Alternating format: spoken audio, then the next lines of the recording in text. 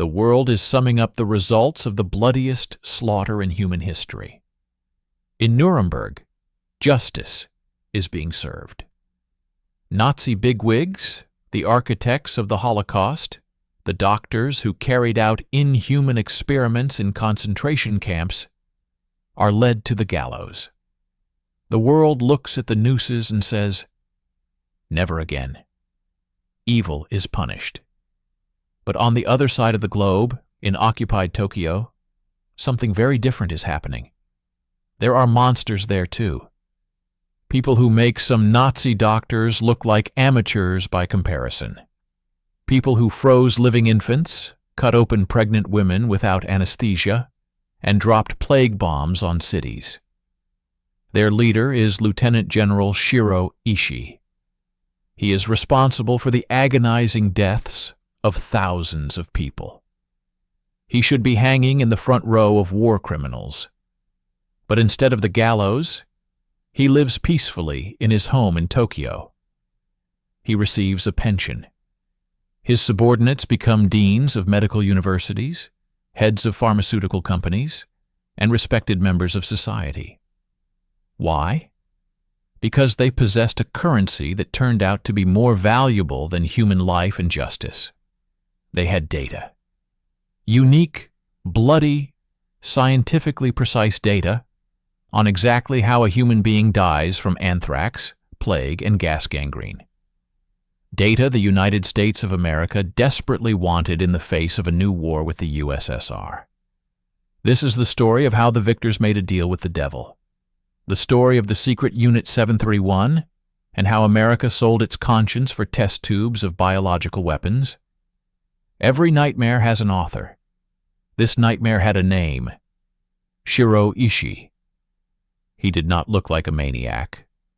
Tall, charismatic, a brilliantly educated doctor. In the 1920s, he traveled around Europe, studying the aftermath of the First World War.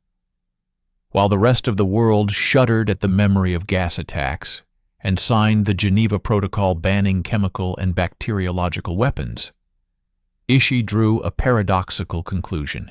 He reasoned like this: if all the great powers are banning biological weapons, it means they are truly effective. It means they are powerful.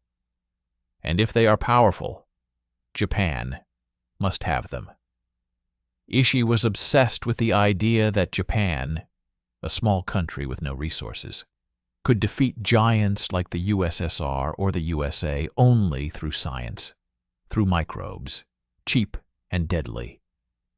He went to the high command and said, "Give me resources, and I will create a weapon that will bring the world to its knees." In 1932, Japan occupies Manchuria. It is the perfect testing ground. Far from the eyes of international observers, with a huge supply of human material, Chinese, Koreans, Russian émigrés, and full power in the hands of the military. It is here, not far from the city of Harbin, in a place called Pingfang, that construction begins on a facility unlike anything in history. Officially, it is called the Epidemic Prevention and Water Purification Department of the Kwantung Army. In reality, it is a death conveyor belt. The Unit 731 complex was a city within a city. An airfield, a railway line, a power station, schools for the staff's children, a Shinto shrine, and even a cinema. The best minds of Japan worked here. 3,000 scientists and technicians.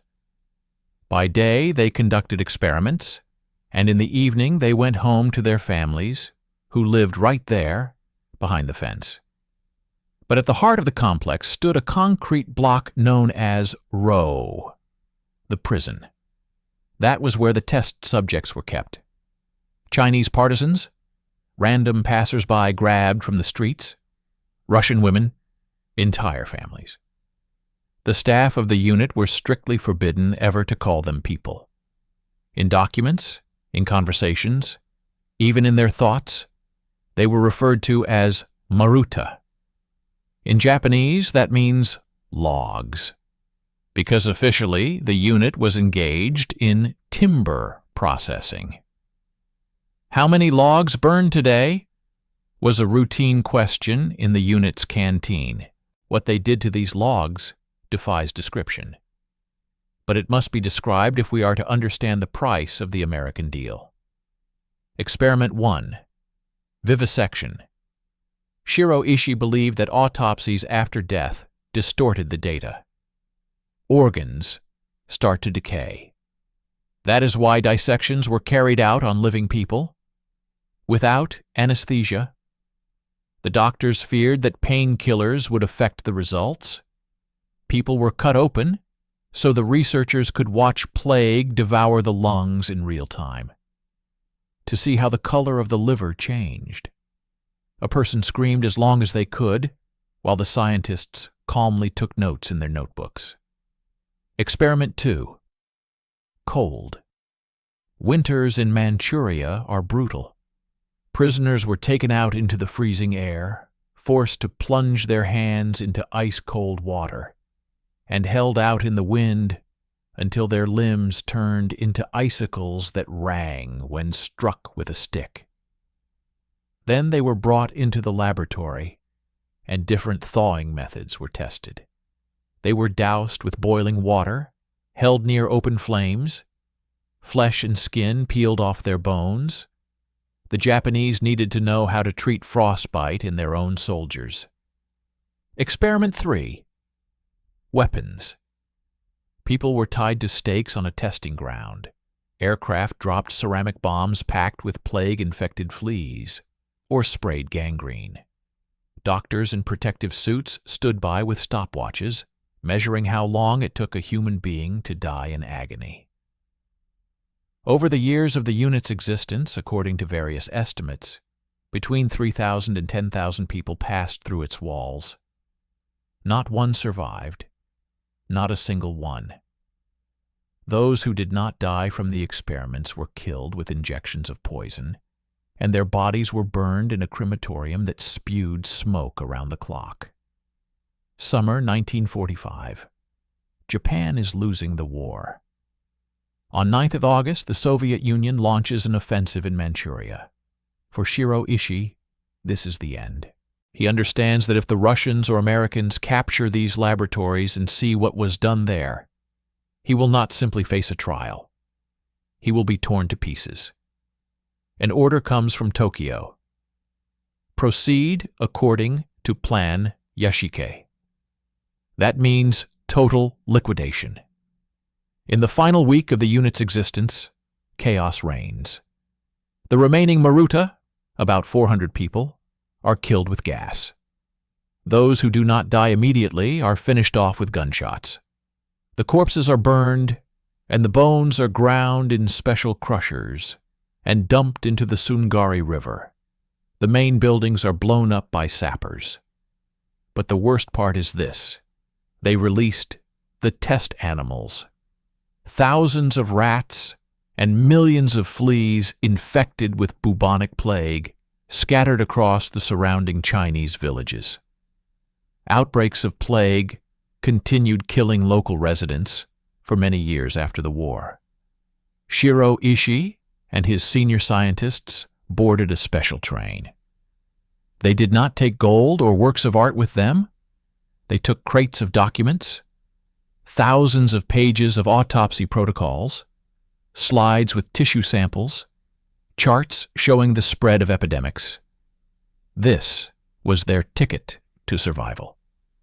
Ishii said to his subordinates in parting, "You must carry the secret of Unit 731 to your graves. If anyone talks, I will find him even from the other side." They melted into the civilian population of Japan, waiting for the Americans to arrive.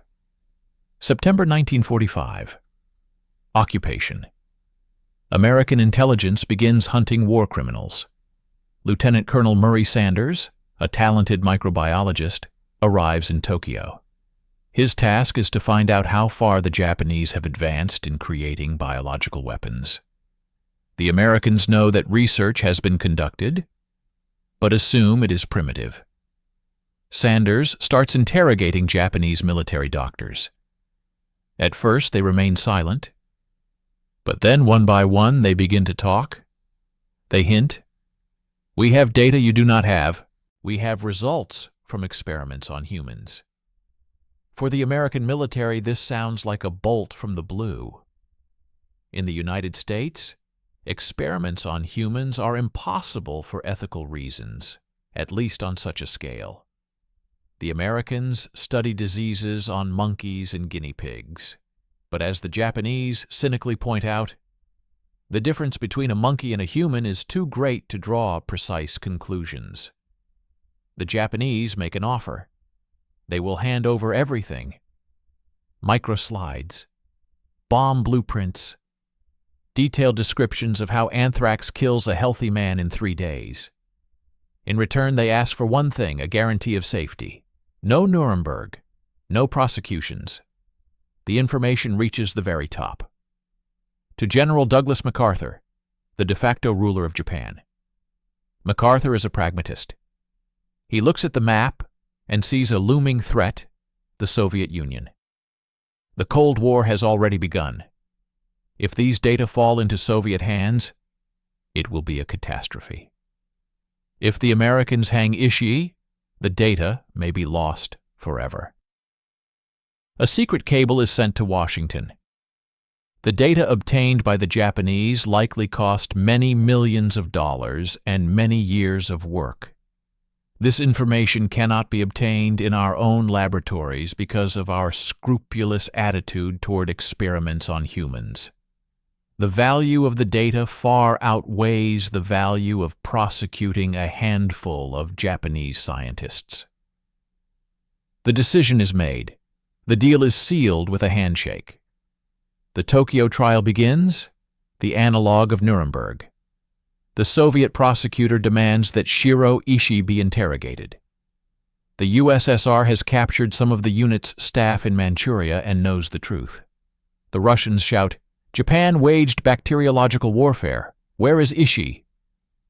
The American prosecutors running the trial play dumb. "We know nothing about this unit," they say. "We have no evidence. Shiro Ishii is missing." It is a lie. At that very moment, American experts from Fort Detrick, the U.S. Biological Weapons Center, are sitting comfortably in offices with Shiro Ishii and his colleagues, translating their blood-soaked diaries into English. It is one of the greatest farces in the history of justice. While minor camp guards are hanged for beating prisoners, the men who killed thousands through science receive per diem payments from the U.S. government for their consultations. In 1947, General Alden Castle writes in his report, "Information delivered, immunity guaranteed." The shadow of Unit 731 vanishes. The world forgets about them for 40 years. Shiro Ishii dies in 1959 from throat cancer. He dies in his own bed, surrounded by his family. He never wears handcuffs. He never hears a verdict. His deputy, Masaji Kitano, becomes head of one of Japan's largest pharmaceutical companies, Green Cross. Many of the unit's doctors become heads of medical associations and respected professors. They treat people, and none of their patients knows what those hands once did in Manchuria. America gets the data. On the basis of these materials, new types of biological weapons are developed at Fort Detrick. Some historians believe this knowledge was used during the Korean War, although the United States denies it. But the main question remains: was it worth it? The U.S. justified itself by saying it was saving the lives of its soldiers in a future war with the USSR. Yet by forgiving evil on such a scale, do you not become its accomplice? When General MacArthur signed that immunity, he did more than save a handful of sadists. He sent a message into eternity. Science is above morality. Victory matters more than humanity. And that is the most terrifying lesson of Unit 731.